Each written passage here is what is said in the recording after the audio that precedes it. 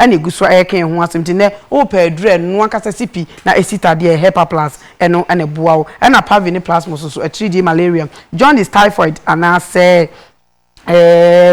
yaredom bia 3D die ni nyina betu ase edi amount ko ne koto edupa ibi na eno nso etumi edu akagina mu Ask Media Training Institute said ye empempi me ka kiro me say ensam chiro school ya ye de ekokromoti ye nsan ye ho ne ye mopo pacho ebe adwaso ye nche bia so adanse eba no epratwene ene entiase so opesa wo ye camera with video editor anampo no opesa wo TV presenter na radio presenter ni nyina ye bi e wa ekumase ahojo nhia ye so Royal TV fie enkra yenko atomata ABC junction so anase Rabank top wono obetime hu ye bra na yenteto na ebeye ensamchiro ni mapa na perfect skin and body therapy or say nipadua de wo se eye perfect ene make say stretch marks ha nipa ebebre then so be akrebi atotiko ana opeto ope anentia ni na perfect skin and body therapy obeye ni nyina e de amo anopa ye ko bushen Abraham Junction Okumase osu akwaje junction so e wakra ye ko no bebo am nipadua no etumi aye perfect e de amaye sanso na A&A travel and to say me kan kire adasa mo achiriche ne bencheye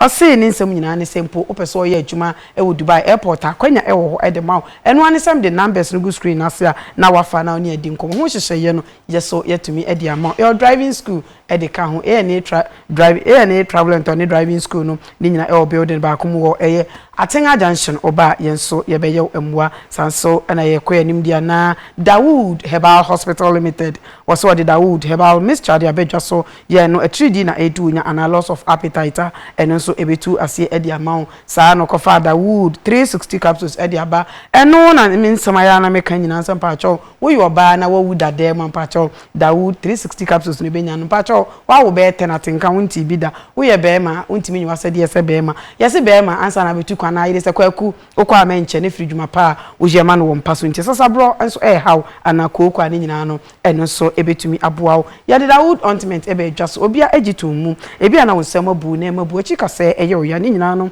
eye Dawood ointment no ebetu ase ediamo eno nti eno ane se obeko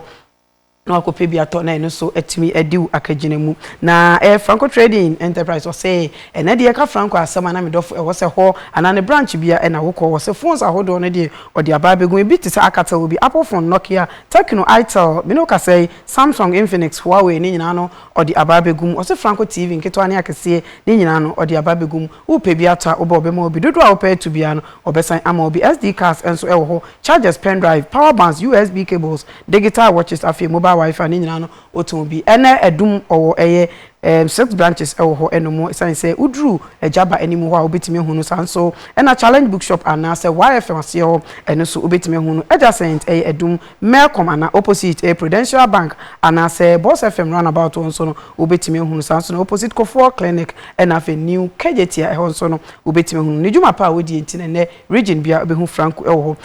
yankoto ne mapa ewo na so e ho ena ne mapa ewo Free Force mineral water wose num so pa na nya apomde Free Force mineral water nsuo kroje nsuo a yaje atuma so ahwe odi dwuma bi wo ye party wo ye wedding engagement bi koso na pensuo e ofia Free Force mineral water eno na wo yusi bia eno so betimi aboa na nipadua no ayefe oso wodi nsuo na ebrewa ose nsuo ka scan de onye ohwe na emum nsuo ni sika nko na wo betua ose empo no onyo fa pictures ento nsuo ni ho akwanya wo ho so be ni nyina edi ama wo no ane so obefre no emra wo hia nsuo no mo di nsuo no ebebro sanso na Royal Homeopathic and Plant Medicine Clinic ose promotion eno kre wo ye promotion person say na nsuo to na nso efom eden yare edi ni penya yare nti ene bebre no na atoba ha me no wo kasei obi yare amanaka dem enu nti ne ye papa say for 50 Ghana cedis anka ne 500,000 ose fabra na yare sabia na wo badia Kumasi pankro no etimeti Monique Johnson sanso na Madina asalibotwe nso no wo betimi ehu no so wo ba yare etete wo no wo di 50 Ghana cedis ni ba wo di ko hu doctor check up bia wo koye bia na massage including eduro ni nyina no ni nyina 50 Ghana cedis fabra na onsa wo yare na ko fa by Odigin Plus herbal capsules edi abe no de edi ebua emema sebe masedi nsie de bia me kam se bema wono tena ate se oba se adwa na edware da wo se enso adaje no se niema enhihye yi bomaden Naton G Plus herbal capsules ni bi ebema ebetimi edu akagina mu ene ko pharmacy shop chemical shop drugstore bia ben obia enupai obetimi anya bia to na eno so etimi edi aboawo sanso na bapa mo waka cho so mo online shopping ya de bia no me se ne o madaworo omo ama Ghana aye kakra bi download abapa app no na oso room anaso be type www.abapamo.com eno so wetimi room select ade a wo pe AC na wo pe fan na wo pe fridge intade na wo pe ade bia wo market bia no omo eton bi o se me nka nchiro se mpo no ade na wo toro sika nson ya omo mo akwanya emo atete ne se ya sika uwia omo de niema no edi abre enu nti umpewe na ntokwa ena ope mpo no wo fie nso na woto bibia omde nyina bebe door to door nyina no abapafo eye bia no ane se woni abapafo ebedi enkomoma emra upe bibi aton omuso etumi ayomwa Anita Hotel Limited hotel nwanwaso a ne den ene ne honam te hotel a wagina ne nan so emfie bebre nso ye nti atenka boni bia ewe ne hom wose ne udi dwuma bi ye party ye wedra na mpo no sa wo pe bebi pa ada na wanya aduane pa didia brajo so echan akrom ho na ebetime hu Anita Hotel nti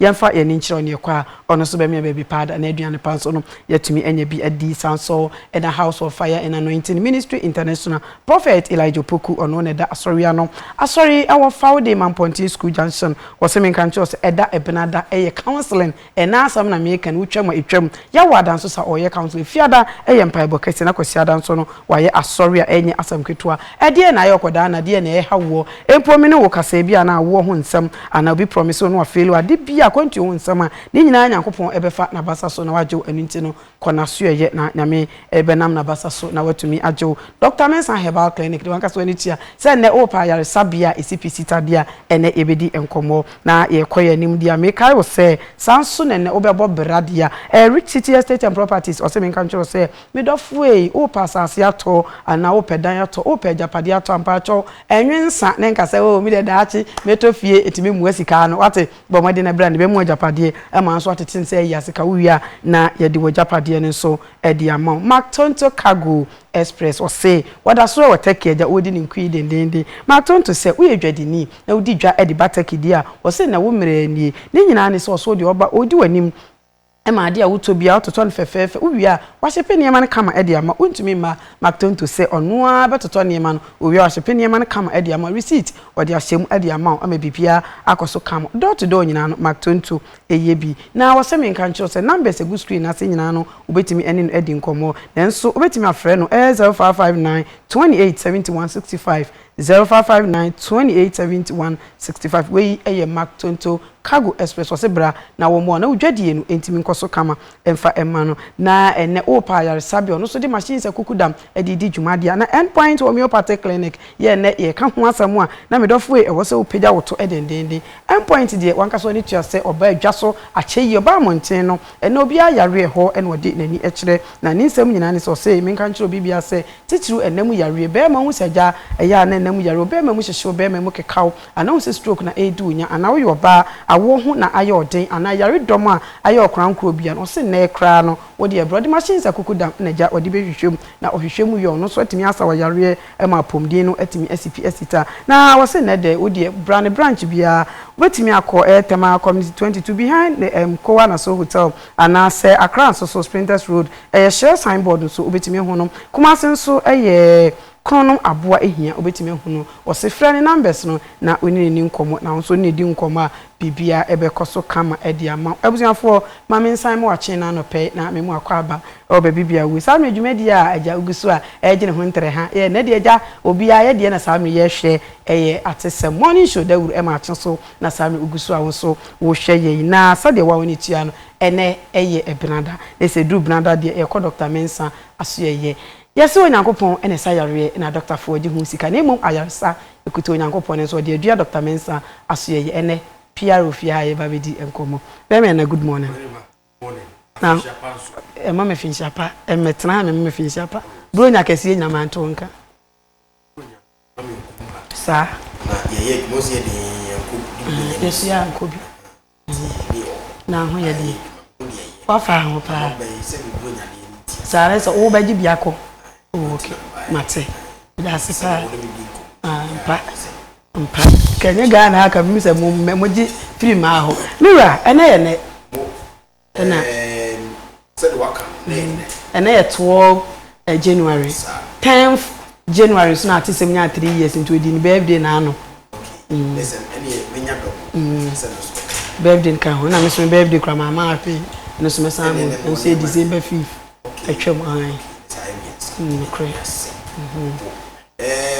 yemfa encha so koma Dr. Wonder baby obi on na yire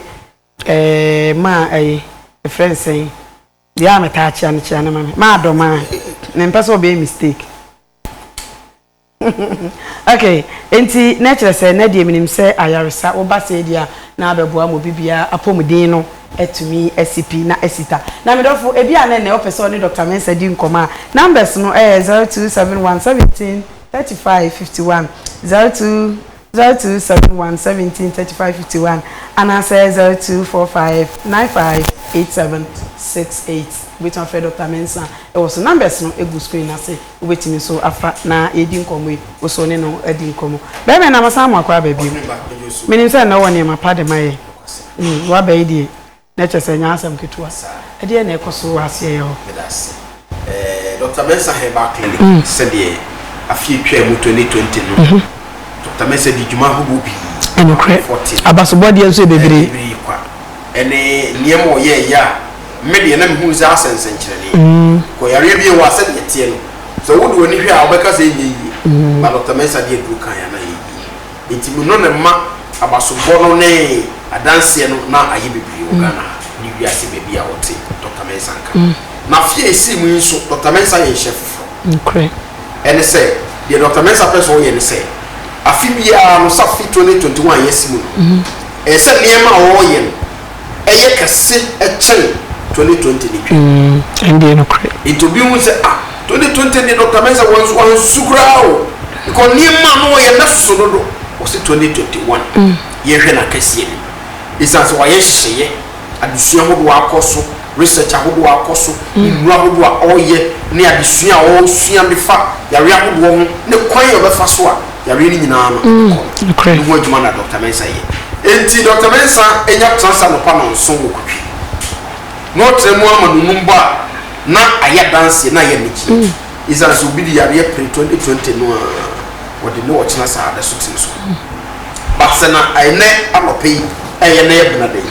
Dr. Mensa transi so obodia na to chinji a woje wo hunu nyina agu a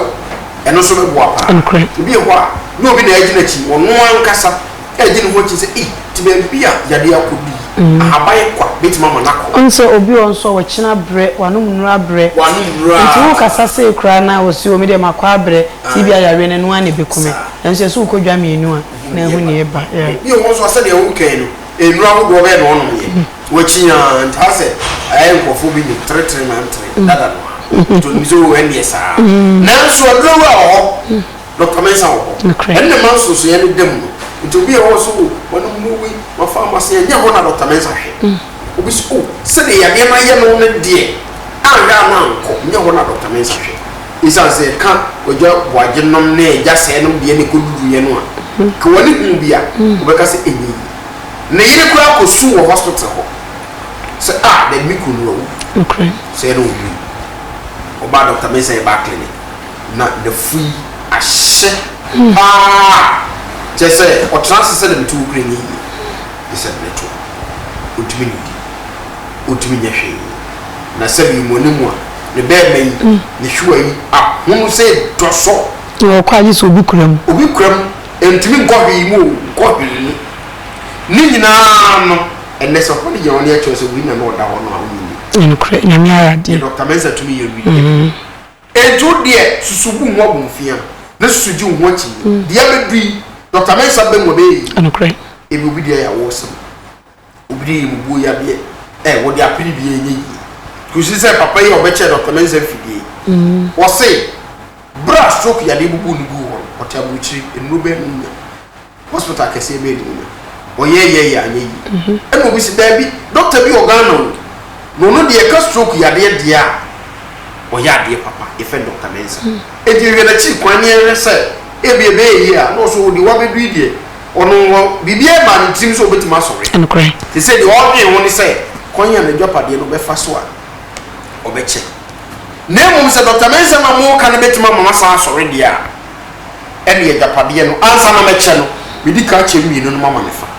na be beka no ma che no obushafo Dr. Mensa sinya Japan ye ne ko baby so obe sore no eni hia okay ampa ni nia ni ampa papa na sore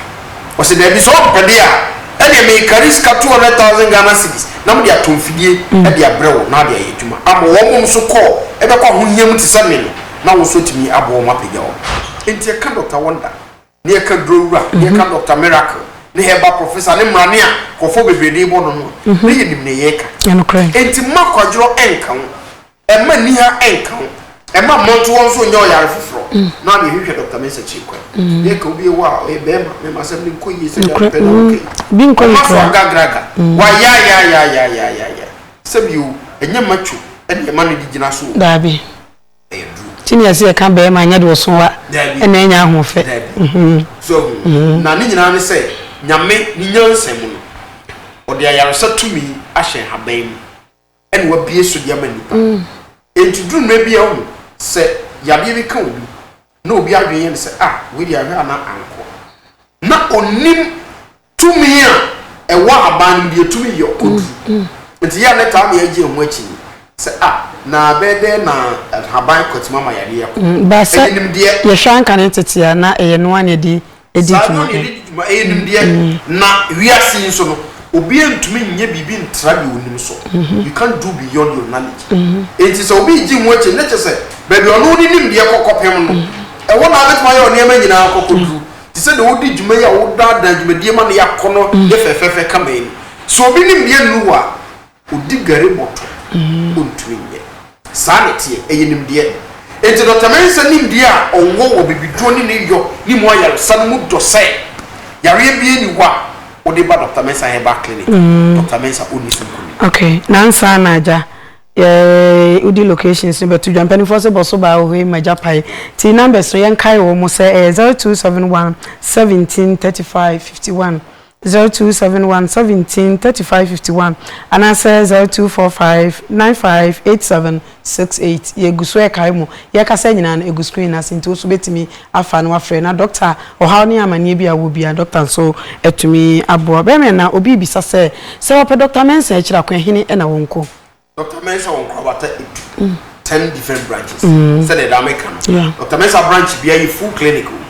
it will be also maybe branch will have a community bia na we are through free tables Dr. Mensa branch bia no itwaska na hodo nyina bi ho ye lab test hodo nyina bi ye general diagnosis ho physio papa bi so awahye enya seketwa etu de ne say wo sentimental ma ba bia santas kutwini wo okay kutwiso nya yira kwan obe kutwi kuma se nkwantie ya wo tra santas ahinima kokobe bo food wo du kutwi so wo si Dr. Mensa nkwanta ne so you say sabo ni so fefefe kama Dr. Mensa baso eno pa ho a enkran ye o Madina Zongo Junction okay o man FM wa de wo enti ukodru Madina Zongo Junction na se me pe o man FM a abosana se ene wa yedi djuma Kofodia de old slaughterhouse du Kofodia o se moche kwan na so aye ne moche kwan so a ne wo old slaughterhouse judge na abosan mu pe Dr. Mensa Herbal Clinic ka so a de ye new market kwan na so boyo ase kwan na so ye ni senior school no ene di hwe ena du takrade a ye we sipo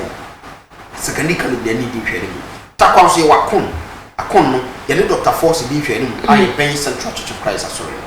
udu se hwina senso a ye wo main market wa Afradum Coast a na akọ Dr. Mensa Herbal sunya de ye operate roundabout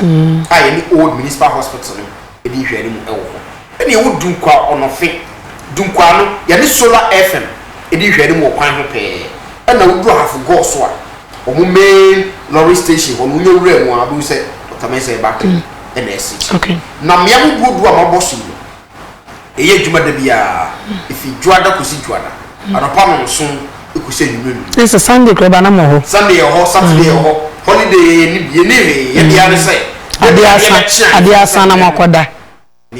ye ko enso to enframafo ebiabo so nyame de nkwache nko ade a etewo ye djuma mo so ai said yesu ai no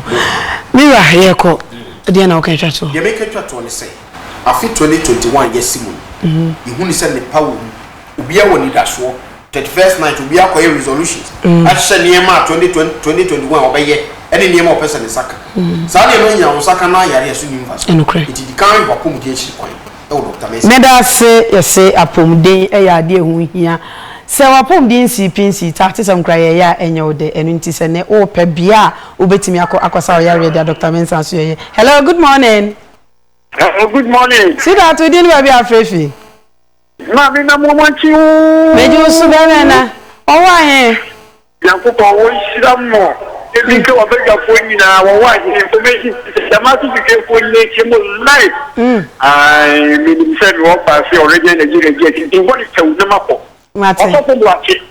mo wachi. Awon se wo be gini sika, wo be gini ma. Sika no o kia ma wo mu ana ten ma no. O wa ni ma no wa sa ndia ma wo mu wo kwa ko na de. Eno ni asam no. Nyebe sanse ninya so nyankopɔ yɛ hwɛ ha na ɔhwɛ wɔ mu sɛ nyankopɔ adwuma na ɔmo agye yɛ o nyɛ sɛ sese kwa no esu ba sɛ ɔmo di bila